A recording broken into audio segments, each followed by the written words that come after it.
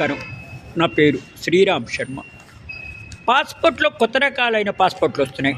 ఇప్పుడు ఈ పాస్పోర్ట్ ఇస్తోంది ప్రభుత్వం, ఇది సెంట్రల్ గవర్నమెంట్ ఇస్తుంది.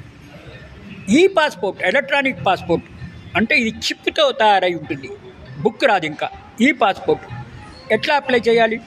ఇది నార్మల్ పాస్పోర్ట్ లాగే ఆల్మోస్ట్ అలాగే అప్లై చేయాలి. అఫీషియల్ పాస్పోర్ట్ సేవా పోర్టల్లో లాగిన్ అవ్వాలి. వెబ్సైట్లో ఆన్లైన్ ఫామ్ ఫిలప్ చేయాలి. కొత్త పాస్పోర్ట్కైనా రెన్యువల్కైనా సేమ్ పద్ధతి. పాస్పోర్ట్ ఫీజుని చెల్లించాలి. అపాయింట్మెంట్ బుక్ చేసుకోవాలి. పిఎస్కే ఆర్ పిఓపిఎస్కే గురించి అపాయింట్మెంట్ సెంటర్కి నెససరీ డాక్యుమెంట్స్తో విజిట్ చేయాలి. నెససరీ డాక్యుమెంట్స్ ఏంటి?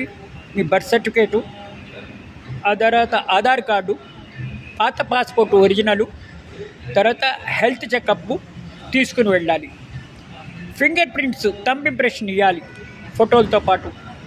అప్లికేషన్ ఫీజు 1500 రూపాయలు. 36 పేజీల ఈ బుక్కి కట్టాల్సి ఉంటుంది. ఇది 60 పేజీల బుక్లెట్ 2000 రూపాయలు చెల్లించాల్సి ఉంటుంది. అర్జెంటుగా తాత్కాల్లో తీసుకోవాలంటే అడిషనల్గా ఫీజు చెల్లించవలసి ఉంటుంది. ఈ పాస్పోర్ట్ వల్ల చాలా అంటే చాలా సెక్యూర్డ్గా ఉంటుంది. ఒక చిప్ ఇస్తారు, బుక్ రాదు, చిప్ ఇస్తారు. ఈ చిప్ని ఎక్కడికి తీసుకెళ్ళినా రీడ్ అవుతుంది.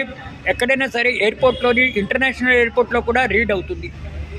ఈ చిప్పు చాలా సేఫ్. ఎవరూ కూడా దీన్ని కాపీ చేయలేరు, ఫోర్జర్ చేయలేరు, ఫ్యాబ్రికేట్ చేయలేరు, మిస్యూజ్ చేయలేరు. ఈ పాస్పోర్ట్ ప్రపంచంలోని అన్ని దేశాలు ఫాలో అవుతున్నాయి.